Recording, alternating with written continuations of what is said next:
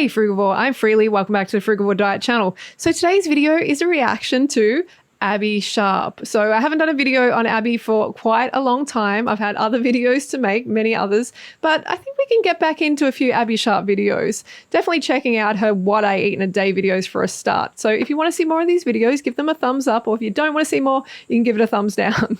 So just do something if you want to see more of them. So this should be fascinating, right? What the dietitian, the professional, eats in a day. All right, let's check it out.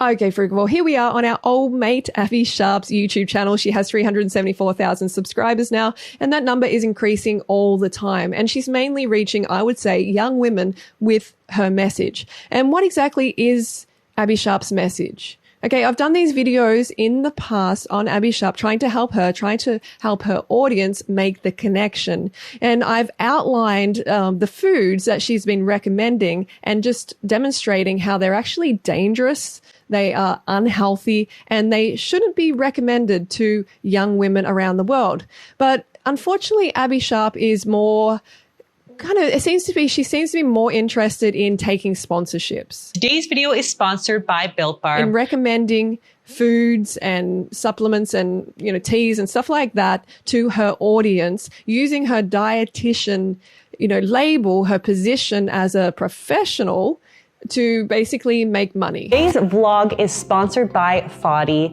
and I'm gonna be taking you with me through my very long, low FODMAP elimination diet and trial. It's very sponsorship orientated, the videos that she makes. Like almost every video she makes now is a sponsorship. She doesn't have a lot of integrity when it comes to what she is promoting.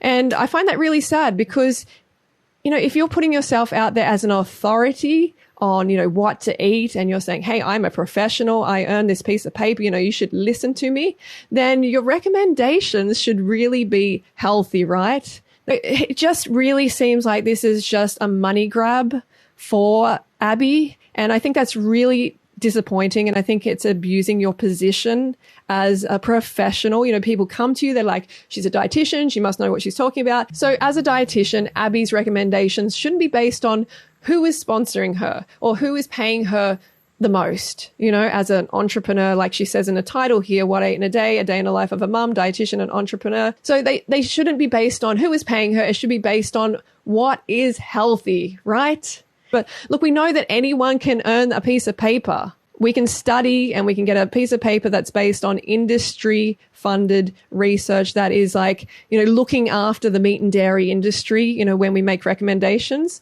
or we can actually, learn about basic human physiology and the fact that we are frugivores. All right, so let's get into it. This video has over 480,000 views and it was uploaded 2019. And I chose this one because it was the first in the search. I just put in What I Eat in a Day, Abby Sharp. So let's get into it. Hey everyone, I'm Abby Sharp. Welcome to Abby's Kitchen. So you guys have asked a lot, and finally I am delivering. Today we are going to do a What I Eat in a Day. Okay, so let's get to the food, shall we? By the way, I just watched a little bit of that and it's like a huge disclaimer about how she's like, this is how I eat, but this isn't how I eat, but it is how I eat. It's confusing. And, if someone is putting themselves out there online as an authority on how to eat and critiquing others' diets, then your diet better be impeccable, right? It better be healthy and, you can't come with any excuses. Otherwise, it's just being hypocritical. So especially as a dietitian. So that disclaimer means nothing to me. All right, let's get to the actual food. I can hear baby E squawking, so I'm gonna start to put together a really quick little breakfast for him and I to have together. And of course, I also still have breast milk for him that I pumped for him for the past year. So wow, she pumped breast milk for the past year. Not too fresh. Not too fresh. I don't know. Let me know in the comments below if you're a mum and you do that. I'm not sure. But anyway, let's get to the food. Quite a good stash. So he has a little bit of breast milk in the morning as well. So let's get to it because I can hear he wants me to come get him. I'm not sure how old he is, but he should be having a lot of breast milk, I'd say. He looks like a baby, right? toast. And I just really quickly whipped this up. I didn't have time to do Okay, so it looks like we got like peanut butter. Hey, I'll let her explain. anything like really extravagant, but this is gonna do for his first kind of like little breakfast and my little quick breakfast snack after my workout. So I've got some whole wheat toast with some banana and hemp hearts because I'm obsessed with hemp hearts. Okay, so yeah. And for baby E, we've got some ricotta, little berries. Why would you give the baby ricotta? What about your breast milk? Maybe just whip up your breast milk. You know, I just don't get why she would feed her baby Frugivore another animal's like breast milk, essentially, right? That's very strange to me. Okay, there's a few berries in there. I bet he loves the berries, right? I bet he loves the berries. Oh, he must be like, yes, some fructose. Thank you, Mom. Some peanut butter toast, some hemp hearts on that. Anyway, let's just comment on, is that all she's going to have for breakfast? That one piece with peanut butter, bananas. I'm glad to see there is no animal bits and pieces on her plate. It's strange for her to then give it to her baby when she has breast milk. You know, her Frugivore, you know, she's not eating like a frugivore, but she is a frugivore physiologically. Her milk is ideal, right? It's the ideal food for the baby. The toast, it's very, of course, very, very dry. All right. But it is plant-based and it's not a bad breakfast, but it is incredibly small. That isn't enough just to have one slice of toast with, good to see banana. So yummy. So I'm just having a little quick breakfast snack here with baby E. I always try to have my meals with baby E because it's really good for modeling eating behavior and table manners and just starting that kind of family meal tradition. It also helps when, if they're unsure about a certain food, but they see somebody else that they really trust, like mom or dad or a caregiver eating it, they're more likely to try. So if you guys are struggling with picky eating at home, of course, make sure that you're consistently. I mean, like the human Frugivore baby obviously is going to prefer fruit. And avocado is actually, science supports this as well. It is the most perfect complementary food. It's like transition food basically is avocado for babies. It's the best. Okay, so really baby should have some avocado here, right? Not peanut butter even, and definitely not ricotta. So it just makes sense that a human Frugivore baby needs fruit, loves fruit, needs a lot of it, right? Showing your kids that you enjoy those kinds of foods. So her baby is likely fussy on what he is eating because he's not getting the right foods. He's not getting the foods that he actually wants to eat instinctively, I've seen plenty of fruit-based babies and toddlers who just love the fruit. They just get it in. They're not picky eaters at all. So we're having some peanut butter toast, lots of hemp. I mean, like peanut butter toast is never going to be experienced by the baby human Frugivore in nature, peanut butter toast. And yes, it's plant-based. That's great. But it's just incredibly dry as well. He is a Frugivore. He's a fruit eater. So of course he's going to be picky on that, and hemp hearts. Okay, fine. But yeah, you see the connection I'm trying to make here? A lot of you guys probably know I don't show images of baby E, so I just want to kind of keep his identity to himself, and one day maybe he'll be a little YouTube celebrity. He's wanting to figure out what's going on right now. So I do respect the fact that she is, I'm not sure if that's the reason she's doing it for, but if she is, I do respect that fact, like that she's not showing him on camera. I think the child should have the choice of whether to be exposed on YouTube, just like shown to the world as babies and toddlers, like when they don't actually have, they're not consenting to that. I think that is a good choice. I support her on that one, and I would do that myself. Now's my favorite time of day. It's coffee time. Okay, so Abby, it's time. It's time to get on Raw Till 4. She's going to love this. It's time for you to get on Raw Till 4 and eat abundantly. Don't restrict your carbohydrates anymore or be dependent on drugs to get through the day. Be dependent on fruit, on a healthy actual food to go in your body and get the fit, lean, healthy results. I know I'm something like 10 years older than you. All right. And like, if you want to be healthy as you age, be healthy, fit and lean, then a fruit-based diet is the way to go. So sister, I will even coach you. Okay. I will even coach you. You definitely need my help. Hit me up.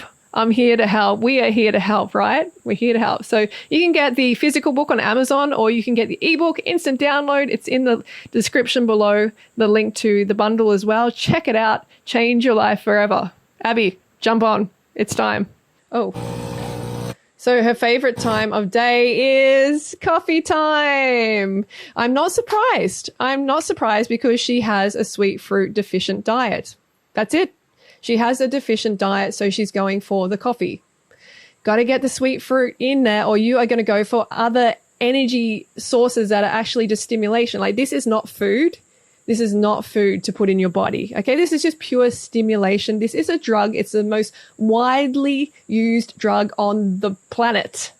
All right, so a lot of people defend it, you know, to the death. They will defend coffee. So clearly she is needing a stimulant, and that is not healthy. All right, all done. Little almond milk latte action here. Also, I'm going to take my probiotic, which I take pretty much every day whenever I remember, of course. And that, of course, is just really important for keeping my gut nice and happy. Okay, so she has, whoa, that's a huge coffee cup. Wow. That's a lot. Like, I'm thinking, I don't know how much coffee is in that, but I think there is a lot. So she said she's having a probiotic for her gut health. So she obviously has gut issues, and I'm not surprised. Okay, coffee is not going to be gentle on your gut.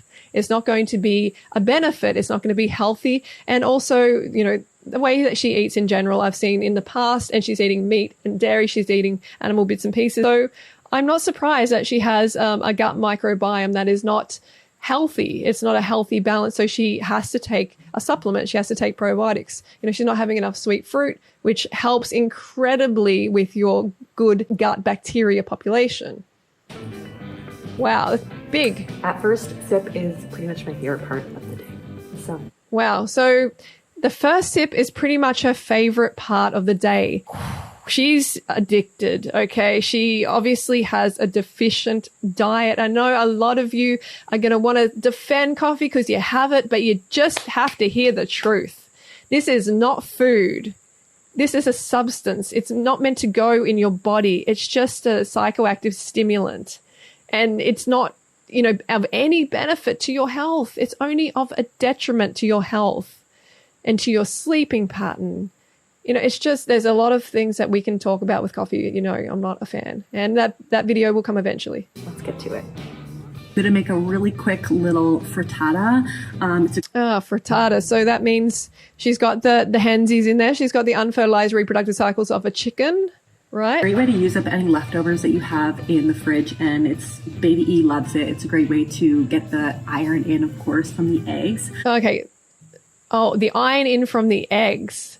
You don't have to feed your human frugivore baby reptile food. It's literally reptile food. Fruit, like vitamin C in fruit, enhances the uptake of iron significantly. You know, and that's why I don't have an iron issue. You know, I don't have any iron issues, and I've been eating a fruit-based diet for over 14 years. No eggs, no hensies. It's just crazy to feed your frugivore baby reptile food. Anyway. He didn't eat a ton this morning, so I'm going to assume he's going to be a little hungry before his nap. So let's get to it. Yeah, he probably didn't eat much because he didn't want that. He didn't want that food. He wanted fruit. He wanted more fruit. So I'm using my hubby's eggs from the farm, which are these grass-fed and free-range eggs. And as far as What? Grass-fed, free-range? That's just all marketing rubbish, by the way. I'm concerned, they're pretty happy hens, though I appreciate. As far as I'm concerned, they're pretty happy hens. Come on. Abby, you don't really care. You don't care about the hens. And look, there's no such thing as an ethical egg. All right? They are just treated so poorly. They are forced to, you know, chickens in the wild would lay about 10 to 20 eggs. And in these farms, you can see that's just like the packaging. You can see it's very standard. Look at this selection. Is this in a supermarket? well, I don't know. Looks really very mainstream to me. But the chickens that are imprisoned in these farms are genetically modified and forced to produce, something like 500 eggs per year. So in the wild, they would naturally produce about 10 to 20. So they're slaves. They're just slaving away for these uneducated human frugivores. There's no such thing as an ethical egg, okay? It's just not, because coming from these farms, especially the baby male hens are always ground up, okay? They're always disposed of because they are useless to the egg industry. They have to be disposed of on their birthday, their first day of life. As far as I'm concerned, they're pretty happy hens, though I appreciate that a lot of my vegans probably wouldn't agree with that. This is the... That's such a strange thing to say. Like, just she's trying to cover herself and say, hey, don't come for me. But Abby, like, she clearly doesn't care. And she's like, why do you think the vegans wouldn't agree, Abby? Have you ever thought to actually delve deeper and think and ask that question and actually research and go, I wonder why the vegans say that? That's all we ask, right? To educate yourself. I'll show you how amazing these look. Look. Oh. No. They are bright orange. They are packed with nutrition. Hang on. So just for a start, it looks like menstruation to me. It does not look like anything good. Okay, so she's trying to say that because the yolk is orange, that it deeper in color, that it must be a better egg. It must be more nutritious. And that is just not true. That has been proven false so many times. It's a scam by these farms because they feed the animals. They can feed them a whole lot of things like food dye, in order to make the yolk more orange, marigolds, like flowers, probably turmeric and stuff like that. It's not a sign at all, but she's trying to say it is. I'm just so surprised that she hasn't educated herself on that one. But she said it's her husband's farm. So I'm using my hubby's eggs from the farm, which are these grass-fed and free-range eggs. So she actually has a chicken factory farm. That's really disturbing. I have a feeling he's going to get sick of broccoli this week, so this is a great way to switch it up so it's not just plain old steamed broccoli. That's the thing, of course the baby isn't going to be attracted to steamed broccoli, and we shouldn't be forcing it down the baby's mouth. I mean, sure, it's a plant food, that's great, but you need to make the connection why the baby likes sweet foods, because the baby is a frugivore. So the baby wants to eat sweet fruit. It's not, it's not difficult to work out. The baby doesn't have a problem or anything like that. The baby just wants fruit. Olive oil. Wow. She's going in on the olive oil. That's like quite a bit of olive oil. It's just unnecessary. But we know she's all about the oil. She's been trying to push it. She's probably sponsored. Who knows, right? Who knows with Abby Sharp? And look, it's just 100% refined fat. It has no nutritional value for the human frugivore. It has no place in the human diet.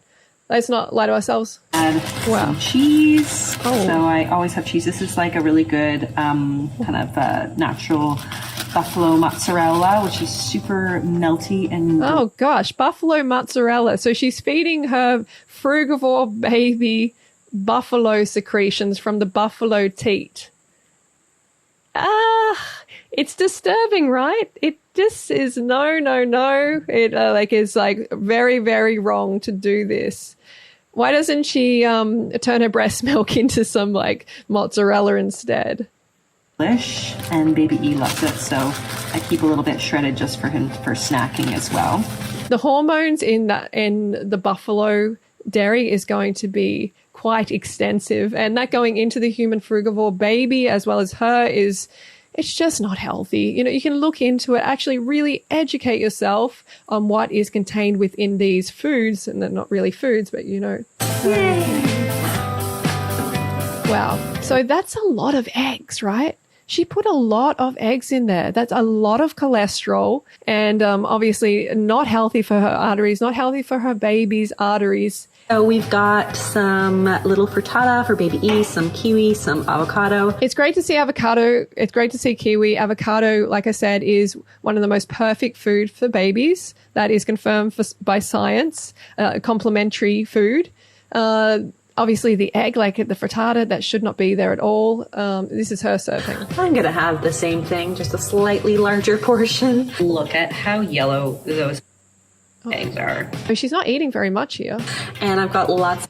Okay, so thankfully she's not having all the eggs. I thought she was going to eat that whole thing for herself, but there's still a lot of egg for her, a lot of saturated animal fat and cholesterol. And where's the carbohydrates there? Like, it's like literally like half a kiwi and a higher fat avocado. Like, it's not a lot of good carbohydrates at all. Of leftover frittata that I'm gonna pop in the fridge. Kind of no-bake granola bars that are baby and toddler friendly. And of course, like all the little bits that have fallen as I cut them, this is going to be my snack today. So this is basically mom food. Okay, so she's having a granola bar that she's made or something. Doesn't sound too bad. Let's move on for a snack. So lunch for baby and me. Wow. Hi. Hang on. What is she doing with the necklace there? Her necklace is almost in the food. Well, it's not food, right? It's fish. Okay, so we're going to make a really quick little lunch. I've been cooking, doing some recipe testing today, so I've got some veggies, but of course I want to give me and baby E a little bit of protein to go with. It's really close to this. A little bit of protein to go with. It's funny how, like, just anything that is animal based is automatically just called protein. So fish, like what kind of fish? That looks like a big fish, which means that it is basically the top of the food chain in the ocean. So it eats a lot of smaller fish, and then it can accumulate this methylmercury inside the flesh of the fish, and then we consume it, and then it can affect our nervous system, our brain function. So let's hear what kind of fish. Sure. I'm going to cook up some of this beautiful black cod with just a little bit of olive oil. And so black cod. So cod, I believe, is like a very big fish. I think it can be huge. So it is like, the top of the food chain, basically, when it comes to like it's a big fish. So it's eating a lot. I mean, maybe it's not as big as a shark and stuff like that, but it's up the top. So it's eating a lot of smaller fish that accumulate these environmental pollutants like the mercury, the heavy metals, the PCBs. It concentrates in their flesh, and then the cod eats these smaller fish, and then it just concentrates even more and more and more. And then we eat the flesh, and then we take on that mercury. And there is no safe amount of mercury in the human frugivore system. This is science, okay? There is no safe amount. It should not be in minute amounts. It should not be in your body at all.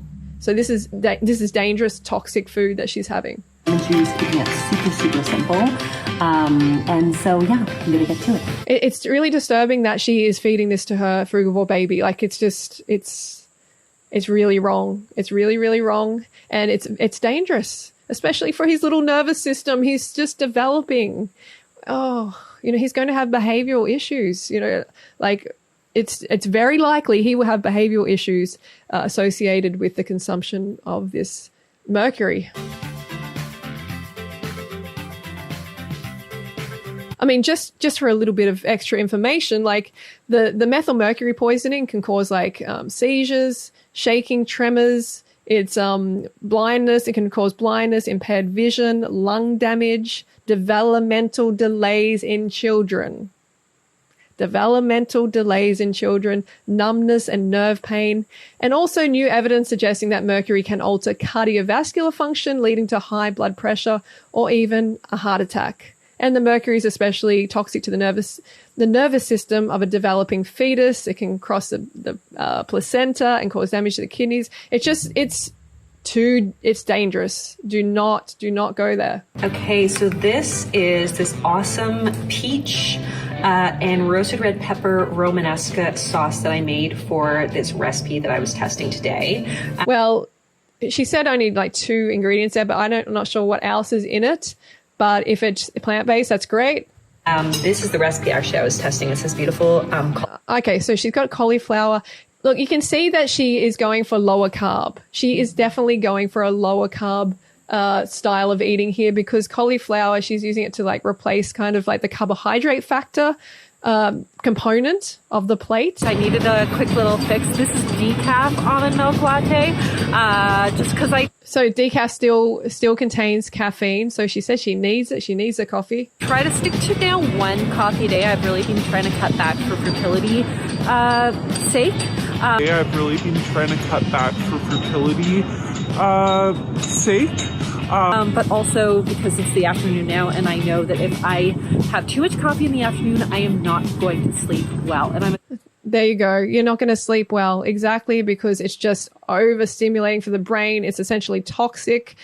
And yeah, it's not food. terrible sleeper to begin with. So she's a terrible sleeper to begin with because her diet is poor and because she's not actually eating how she's meant to, right? And she's having these drugs in placement of food. So let's move along. Chili chickpeas, they're super awesome. Okay, so she's having some chickpeas, all right. She's having some pistachios. This seems like a bit of a snack. There's not a lot of carbohydrates going on here. You can see how like she's going to want stimulants. She's going to want some, drugs, caffeine, because she's not getting enough carbohydrates, not getting enough simple glucose, fructose to her cells. Obviously, when I shot it for Instagram this morning, it looked better, but Wow, it's a lot of cheese, right? There's a lot of, I'm guessing it's buffalo secretion. it still looks pretty good and fresh. So here's my It's not portion. fresh. There's no freshness. Sure, it's got some avocado, but like very, very cooked. Sure, you can make this plant-based and it's going to be not bad. It's going to be not bad, but she just said she's not going to eat all of it. That seems like a small serve. I would probably eat 3 of those in the past when I was eating cooked food. But where's the salad? Some fresh with it. The buffalo mozzarella is going to just make it incredibly hard on digestion and assimilation. So, And then baby E got oh no. See, look, do you really think that feeding the baby, pasta that is highly processed from potentially old grains just sitting around is better than feeding him fruit, feeding him as much fruit as he cares for?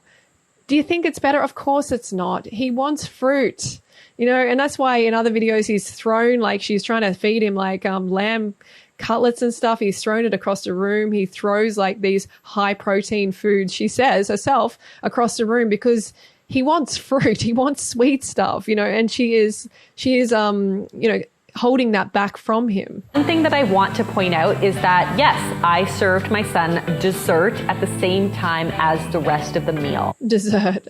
It's funny how like fruit is seen as dessert, even though it should be the main event.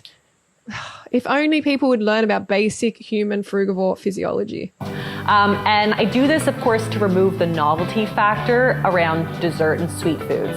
So basically, I practice what we call the division of responsibility in feeding. So what this means is that me, as a parent, I decide what, when, and where meals happen. Yeah, so that is, she says she's all about intuitive eating.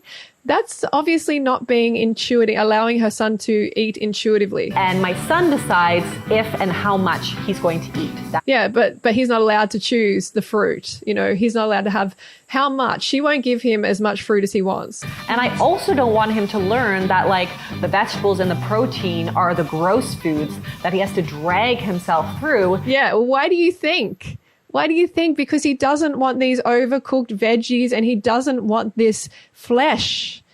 He doesn't want that because he wants the fruit. He wants the sweet stuff. He is growing. He's growing and he needs the sweet stuff. He needs it for his brain function. Gosh, she really is missing out on a lot of basic education here. So anyway, I'm going to leave it there because it's going to be a massively long video at this point. But wow, what can I say? There's not enough fresh food. There's not enough fruit. There's not enough high carbohydrate component in her day. Where is it? She's not having enough calories in general. And as a result, she has coffee because she's not having enough sweet fruit. So she gets hooked on the caffeine. Then she can't sleep properly. You can see how it affects your life because it is a drug and it shouldn't be in the diet. But you can't tell Abby, because Abby is like, I'm the professional. I know, but you can clearly see she does not know. Just because she did a course, she didn't even work in a hospital. She didn't work as a dietitian. She has never worked in a hospital as a dietitian. So you can see how there's a big issue here with her diet. It's not sufficient for her. It is a deficient diet. Let her know I made the video for sure. All right. Don't forget to go fruit yourself today. Don't be like Abby and undereat on the sweet fruit. Get that fruit in so then you don't want the drugs.